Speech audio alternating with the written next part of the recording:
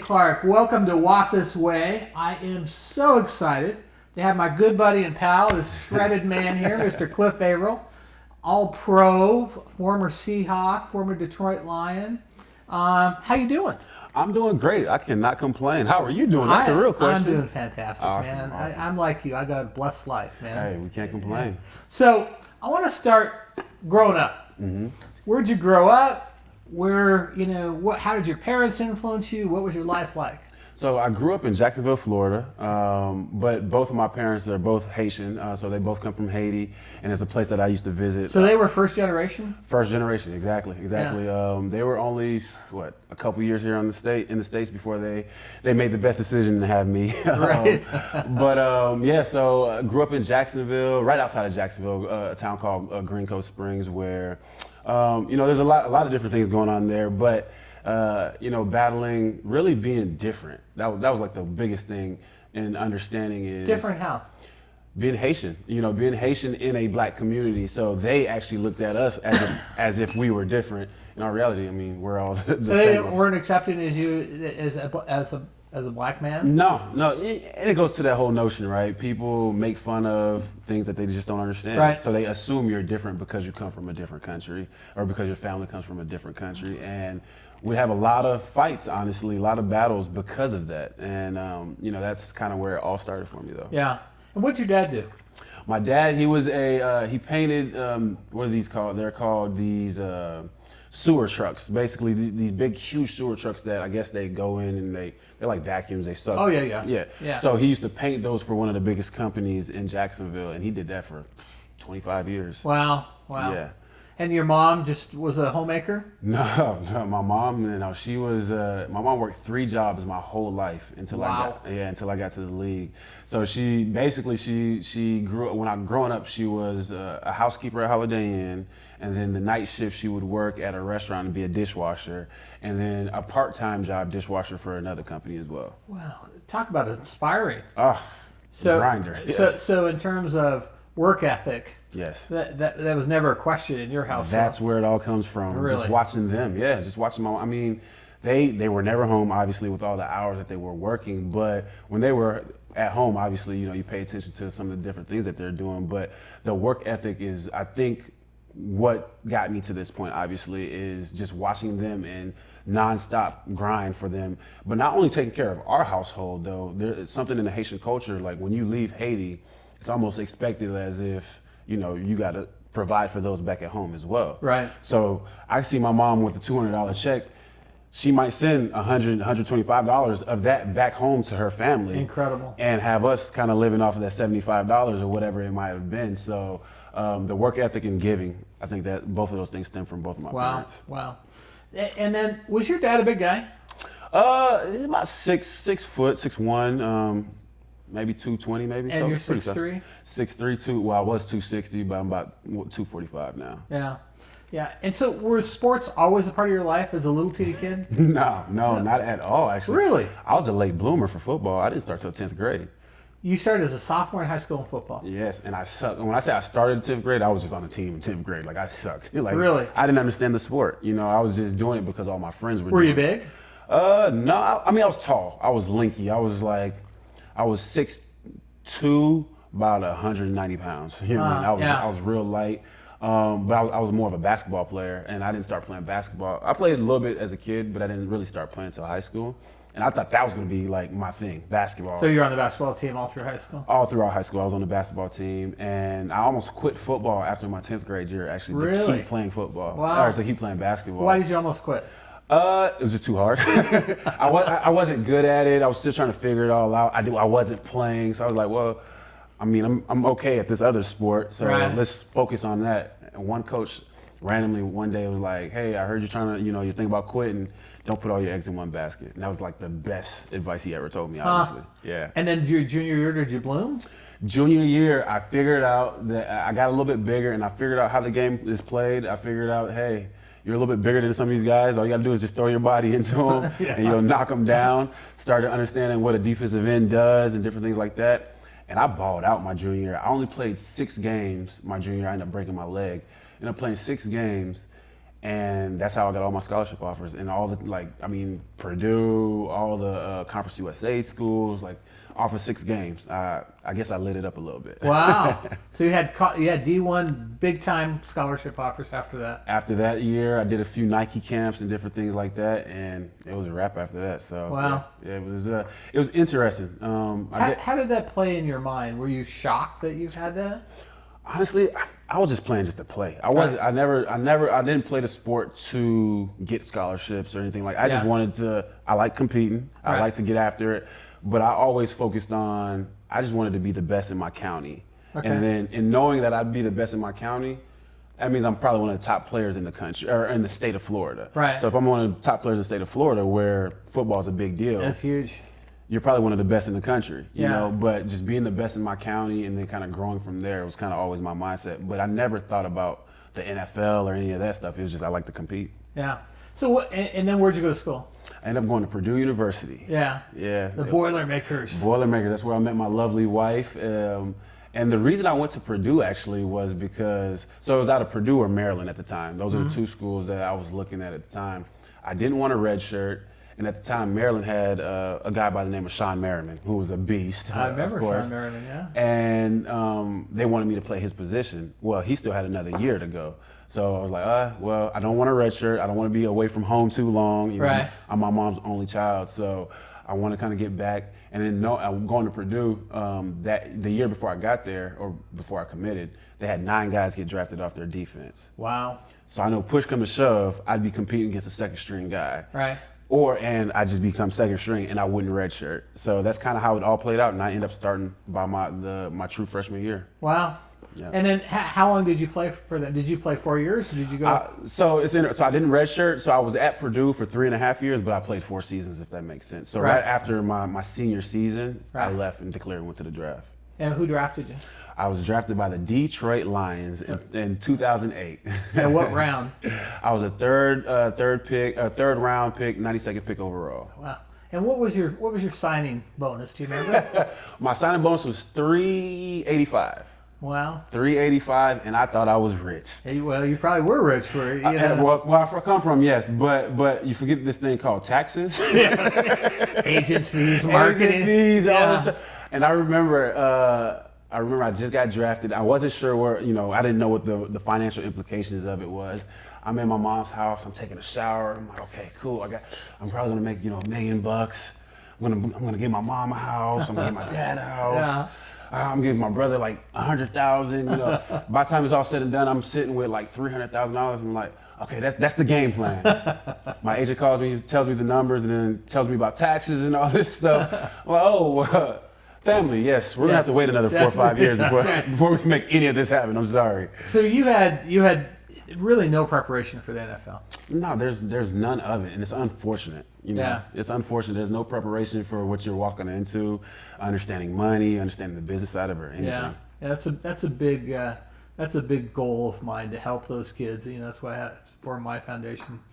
And these kids are just oblivious. All they see is the gross numbers, and they don't know where it's going. Yeah, yeah, and it's sad because most kids in the NFL, most guys that are trying to get to the NFL, most of them, they don't come from a financially sound household or background, right. So you don't have anybody to lean on to actually understand it. So that's pretty cool what you're trying to do with your foundation. And then Cliff, once you get into the NFL, is there any type of guidance with financial guidance or whatever? I know some teams are better than others in doing this, but is there any kind of program or classes you can take? Or anything? They actually do have. They just started this probably like 6-7 years ago, where they have these financial boot camps that they'll put on during the off season and different things like that. But the problem is, guys don't know about them. They don't promote them, because if you don't use them, it's just more money in their pockets, right? So they have those things there, but they're really not promoted. They're not really put out there in front of the guys to know that they're available, to actually, kind of go take the classes and get a better understanding of it. I've actually done it 3 times, but a lot of guys don't do it. So what advice would you give to some kid that's about to get drafted? Ooh, stay humble, because that's the quickest way out of the league, in my opinion. Obviously the work ethic, but then learn business and understand that what you're entering right now is not college. Right. It's not high school. This is a business. You know, in college, you sign on the dotted line. You go to school. Those rookies, those freshmen that you went into school with, are probably going to be there with you. Majority of them are probably going to be there with you the 4 years that you're there. Right.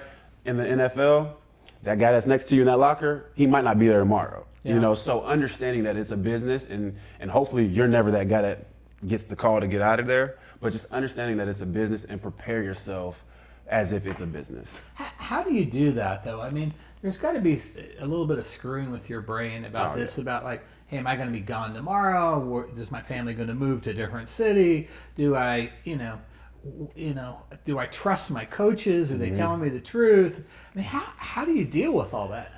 Man, honestly, I think a lot of it is prayer, but also, you know, there's a lot. I always say this: athletes, especially NFL players, are probably some of the most insecure people because the game makes you that way, right? You think about it. You go into this locker room. It's a rotation. Guys are moving left and right. You're almost like, when is my time coming? You know, the average is less than 3 years, so most likely it's coming soon. Right.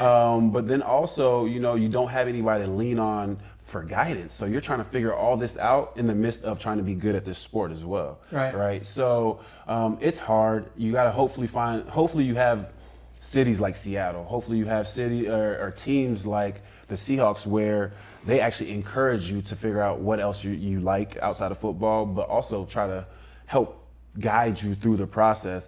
But your play, honestly, is what's going to keep you in the league, right?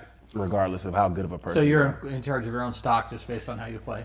Yes, but again, you know, guys run into a hiccup with that because they still have the college mentality. Yeah, like I was the big dog in college, and how can they not play me? You know. And then you talk to a room full of rookies, and you tell them, hey, the average is this. You know, you're only going to make this, and all these different things. And everybody in that room is like, well, that's not going to be me. Yeah. You know, because that's what kind of got you there, having that mentality. That attitude, yeah. Yeah, that's kind of what got you there. But then you get to a business like this, everybody's like, that's not going to be me. That's not going to be me. And then it ends up being 90% of those guys. Yeah. And they're all screwed up mentally because of that. Yeah. Yeah, I got to think that's a huge, you screw with your mind huge. So that's problematic. So are there teams that you say, I'm not going to this team because the owner doesn't treat you right, the locker rooms suck, the fans are bad. I mean, is there a list in the NFL of places you do not want to play? Only for veterans. Only for veterans, not young players. They're gonna go wherever. They don't care. Like they're gonna because it's their dream. It's their dream to play in the NFL. Heck, I got drafted by the Lions. Like as a rookie, I'm not going to the Lions. Like who am I to say that? You know. But veterans, once you're secure financially as a player, then you can pick and choose. And there are a few teams out there. Oakland used to be one of those teams. The Bengals or the Browns used to be one of those teams. So there's a few teams out there where guys are like, I'll pass. Right. I'll pass on that. You know, even heck, San Francisco and those teams because of the taxes. You know, like I said, as you get older, you can make those decisions. Like I don't want to go to San Francisco. I'm almost going to pay 50% in taxes before I pay agent fees and everything else. I'm probably gonna, skip out on that one. And what is the typical agent fee? What percentage of it is? It can't be more than 3%. Is that a league rule? Yeah, that's a league rule. It can't be more than 3% in the NFL. Certain leagues have, up to 10% or whatever, but the NFL can't be more than 3%. But you can negotiate it down if you like. And is there add-on things? Is there marketing cost or administrative fees or stuff in addition? Depends on how lavish you want you want to get. You can get a marketing guy. Some agents say they do marketing. Not really. They don't. So you end up getting a marketing person. That person is taking a fee of some sort every time they get you a deal, or you pay them a stipend or whatever the case may be. Some guys have lawyers and everything else on staff. So by the time it's all said and done, you probably, depending on, again, how lavish of a lifestyle you want and how much you want to be out there, maybe 40% of your money that you actually see. And that's not including tax. Oh, no, with taxes. You probably afford 3% for the agent fees, maybe another 30%, 38% for tax. Yes. So you start adding all that stuff up. Yeah, you're in the 40s. Yeah, you're in the 40s, and then you add some other stuff up. You probably end up being 55%. So you're getting half of what your contract is, really. Exactly. And again, most guys don't. Nobody teaches you about it, so you don't know. Even if you go to college, they're not teaching you. They teach you to be in more debt. It feels like in college. So just if you're fortunate enough to play long enough, you kind of figure it out. Yeah. But the majority don't. So I want to talk to you about a little bit of your playing career, and I remember, was it 3 years ago when you had the Tony Romo tackle? Oh yes, about 3 or 4 years ago. Yeah. Yeah. So you essentially ended Tony Romo's career. Yeah. How did that play on you? I know the Dallas fans were not kind to you. No. You even had death threats, right? Oh, all kinds of craziness. And people act as especially veteran players, no one really is out there trying to hurt anybody. Like, right. You're trying to feed your family just like I'm trying to feed my family. So there's a mutual respect from that standpoint, right?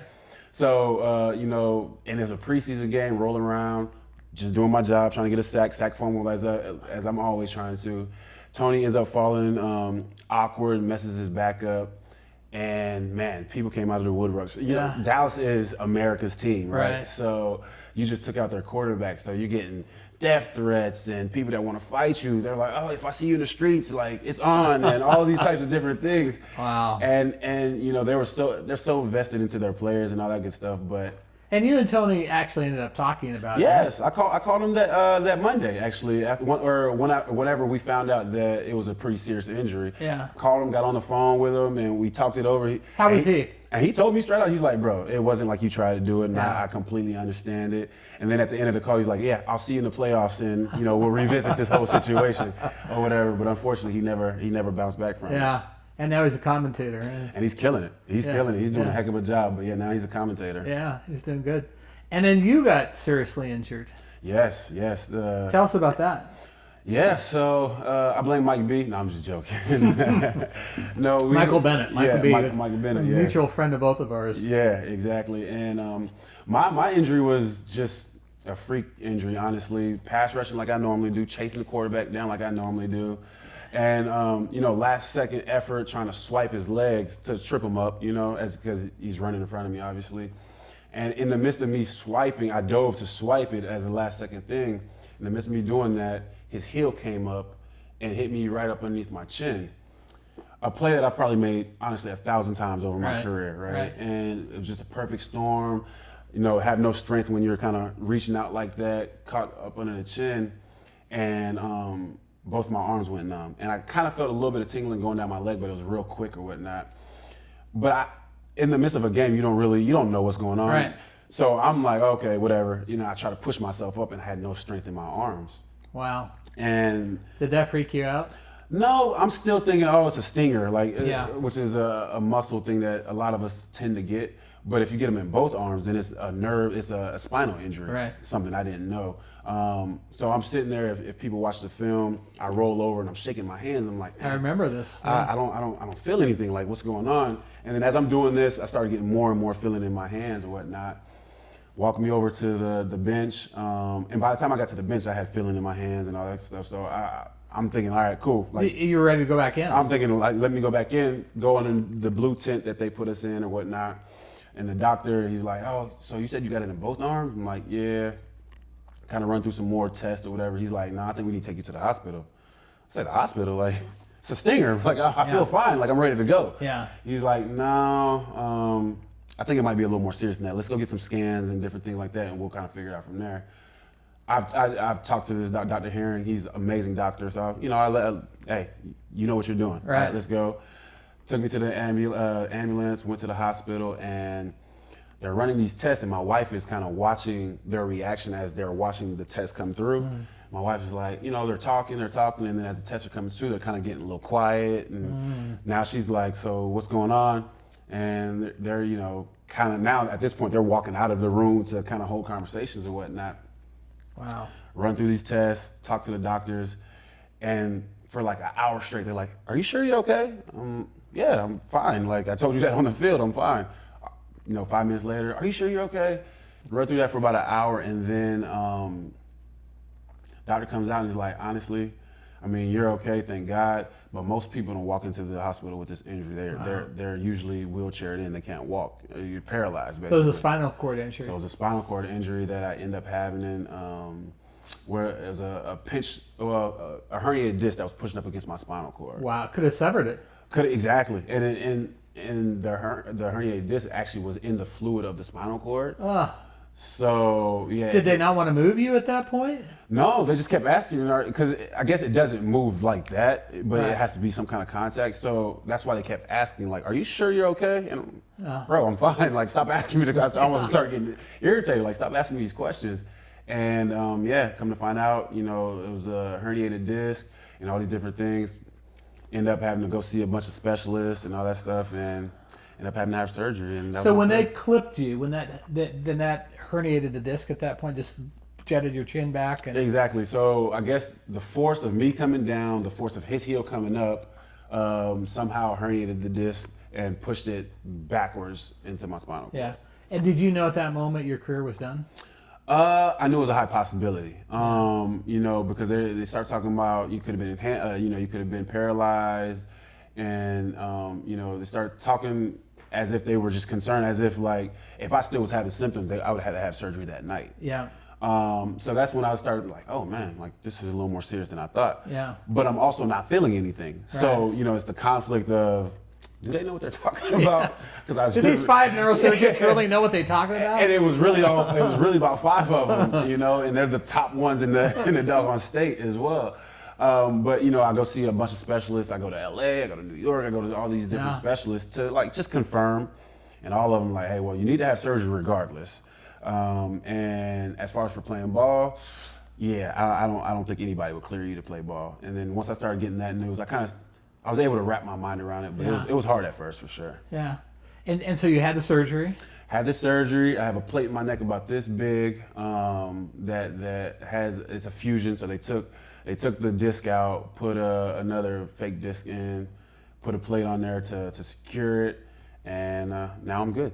Any problems? Any lingering issues? Thank God, nothing. You can't even see the mark actually of where they went in. They went in through the front, Yeah. moved your throat and all that stuff, your esophagus and all that stuff over. But I have range of motion. I have everything. So thank God. Wow. And no tingling, no phantom pain. I haven't had anything since. Honestly, I haven't had any issues since the actual injury. Did you think for a moment, well, maybe I could go back and play with this?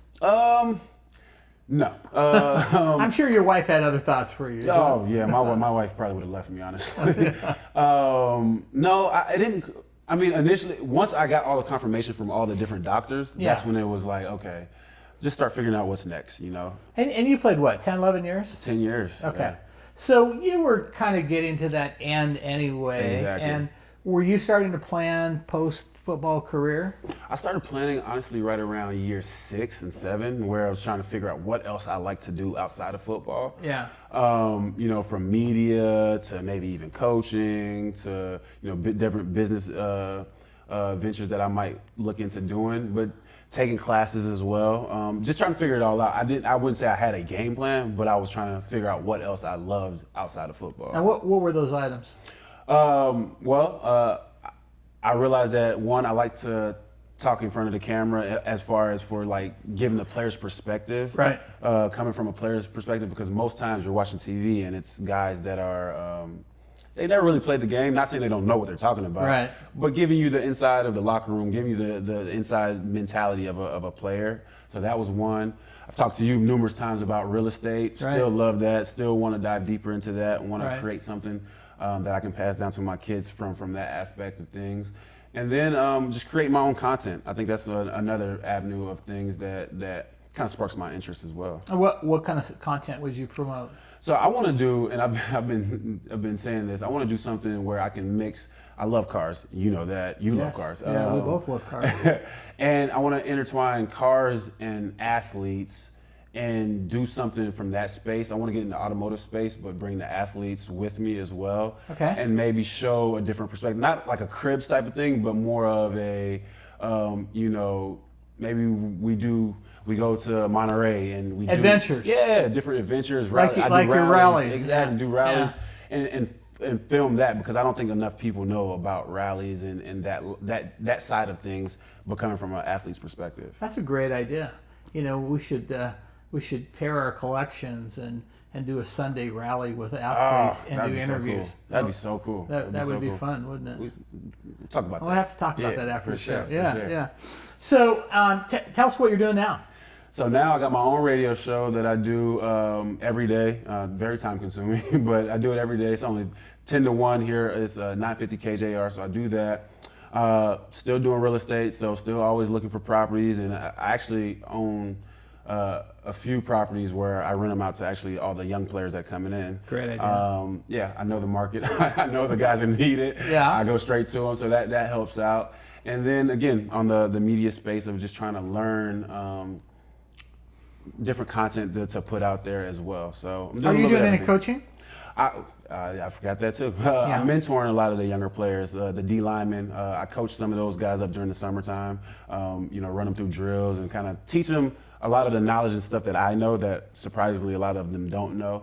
And just trying to, one, I want all these kids to succeed. If it was my world, I'd have all the D linemen make all the money in the world. Right. So I want to teach them and kind of help them get to those dreams. Yeah. What do you think the NFL can do better to prepare people for after football? Ooh. These classes that are available, I think they should definitely almost mandate them. Like, Right. Hey, in order to be a part of our league, hey guys, we want you to take, it doesn't even have to be something super extensive or anything like that, but hey, learn about taxes, learn about budgeting, learning about, what the future looks like with the money that you have, having your money work for you and different things like that. So I think that would be the biggest piece. And then also just preparing them for what the NFL is all about in all reality. Because a lot of times, the fans just see Sundays. They see Thursday nights. They don't see the grind that goes into it, but also they don't see the the mental piece of it, like what these guys are going through. So allowing guys to be able to grow in the game of football, but also, and Coach Carroll was good at this, is allowing players to figure out what else they like to do outside of football. Because the notion in the NFL, but in football in general, is, hey, football. Okay, Right. well, when football's taken away from you, then what? Yeah. Because you can't play forever, right? Right. So changing that storyline as well. Hey, figure out what else you like to do. You can be good at both. Right. You can have philanthropy and do that stuff and also be a heck of a football player. Yeah. Might be myself. So many of us have shown we can do that stuff too. Yeah. And I want to talk about philanthropy because you've done some incredible things in Haiti. Extended your family legacy, paid honor to tribute to your fathers now passed away. Yes, sir. But tell us about that. I mean, you've built schools, you've helped kids, you've done all kinds of incredible things there. Yes. So we built a school. It's his first year open this year, so I'm excited about that. It houses 500 kids. That's probably one of the biggest highlights of my life outside of having my wife and my kids, obviously. But it's one of the biggest highlights because you just gave them something that can continue for generations, right? And the mission behind that whole thing for me was more so, obviously being Haitian and building a school out there. I think that's the first step of getting that third world country back on track as far as for being able to get out of the situation that they're in. Education is key. And so many kids want to have it, but they just don't have enough of it. They don't have it in that country due to a lot of political things and whatnot. So being able to give that was huge. But then we do, I support an orphanage out there where we provide water for them year round. I host a football camp out there. And you've got some of the other pro athletes to go out there with you, right? All the guys go with me. Who are some of the guys that have gone? I've had Marshawn Lynch. He's actually the person that encouraged me to actually go back to Haiti as well. He put me in contact with the people, a partnership with We Foundation. Yeah. And they're the ones that actually help build schools or whatnot out there. Yeah. So I had Marshawn, Michael Bennett, KJ Wright, Stephen Tulloch. Just a wide range. Every year we try to bring 5 to 7 guys to give them that experience, but also not believing the narrative of the country. Right. Because you think of Haiti, it's a third world country, it's dangerous, and all these things. So I like to take guys there to show them the beautiful side of it. Most people don't even realize it's the same island as the Dominican Republic. Right. And you'll go vacation. Well, used to go vacation there until recent months. Until the recent months, but the same resources are right on the other side with the beautiful beaches and the fresh seafood and all that stuff. So I like to show people that perspective of Haiti as well. How many kids go to your school?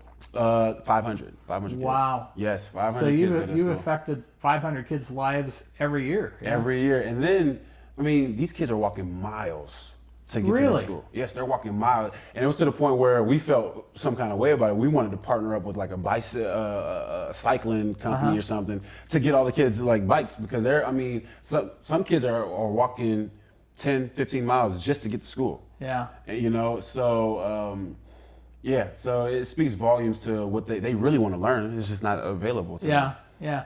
That's incredible, Cliff. I mean, it's incredible in several different ways. Obviously, the kids that benefit it, the legacy that you've left for your mom and your dad who are immigrants. But I think also a lot of, successful athletes kind of forget that philanthropy part. And I think, that's so much a part of the character that people are looking for post-football. It's great to have, this is how many touchdowns you threw or how many sacks you made or whatever, but business people want to see, a full rounded person. And I think that's what you've done so well is, created this legacy where, you do give back to the community. You're always involved in some charity. You've done incredible events. So a testament to you. Oh, thank you. Yeah. And again, I think it stems from my parents. You know, going back to what I said earlier, my mom would make $100, $200 and sending it back home, to provide for her family. And, we'll figure it out here. When she would say, hey, we're talking about we don't have hot water. Well, they don't have water, right. So put it in perspective, and I think that's where it all stems from. Yeah.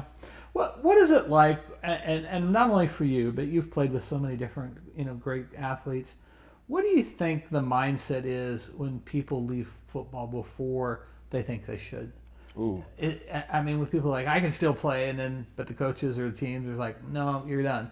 It's hard for guys because you got to realize this is 100% of the guys' dreams, right? To get to the NFL. So, and they've done it for so long. And it's their only life. And that's all they know. And that goes back to what I was saying. Like, what else do you love outside of football? And most guys, they can't accept it. They won't accept it, and they keep grinding to keep getting back into the league. Well, honestly, once you're out of the NFL for a year, it's almost impossible for you to get back in it, right? Yeah. So now you got to try to figure that piece out, and guys just struggle with that. Guys struggle with not playing ball. A lot of guys fall in love with the whole fame thing and not having that anymore. You go from being one of the best college players ever to, man, I can't even make the team. Like, that's hard for guys to deal with, their ego and different things like that. So how do you get over that? From being, on TV on Sunday every week to you walk in the grocery store and no one notices you. I'm dealing with that now. Oh, come on. No, you're not. No, it's hard to go to, I guess, put a blueprint of how to deal with it, right. But more so just not falling in love with it. Yeah. Not falling in love with the fame, the artificial stuff. That's the key. Not falling in love with it. Understand. So for me, for example, that's why I never spent my off seasons in Seattle, is because I wanted some normalcy. Like, I went back home to Charlotte where nobody knew me. Yeah. You know what I mean? So that was kind of the mindset of why we decided we wanted to do that, is to somewhat get a normal life. Like, go into the grocery store, nobody's bothering you. Go to the mall, nobody's bothering you. Because it's easy for you to fall in love with that. Then when it's gone, now you almost feel as if your worth was in that. And guys go crazy because of that. Because, like, man, nobody knows who I am. Like, what? Like, and they're searching to find ways of doing it, and they never end up getting it again. I know. Like me, you have married up. We're boxing way above our weight class with our spouses. By far. So I've met your lovely wife. You've met mine. Tell me what it's like to be the wife of an NFL star. Ooh, it depends on which wife you ask. Well, I'm talking specifically yours. But how was it for her? You know what? As a player, you don't sit back and realize how much it affects them. Yeah. Because my wife had just moved in with me when I was in Detroit, pregnant, moved in with me year 4. And then a year later, we're talking about, hey, I think we might be moving across country. And she had her own career. My wife is an industrial engineer, so she had her own career going. And she almost had to put it on hold for us to live out my dreams, right? So that in itself, as the husband, you try to make her comfortable and all these different things, but she's like, I just went to school for 4 years. Like, I want to work. I want to be, I want to have my own identity. Right. And that was a big thing for us, is don't get caught up in the life or what superstars and different things. Like, have your own identity and be comfortable in that as well. Yeah. And I think my wife did a really, really good job of just trying to figure out things for herself and not falling in love and being Miss Avril more so than no, I'm Tia. Yeah. And she really grounded you, it seems like, as Oh, well. yes. No, she will let me know if I'm losing it a little bit. She's a strong woman. And you need somebody like that. Besides, Yeah. you don't need somebody that's going to agree with everything. Yeah. Sometimes I get annoyed that she doesn't agree with some things, but you need somebody I know like that that. feeling. Yes, I know it. I know. T and Tia are very similar. So, last question for you. I'm a guy, I just entered the NFL. It's my rookie season. And I think, hey, this is going to last forever. I got 20 years I'm going to play. Yeah. What do you tell that kid? What should he prepare for? What should he be doing now besides football that's going to set him up for life, not for football?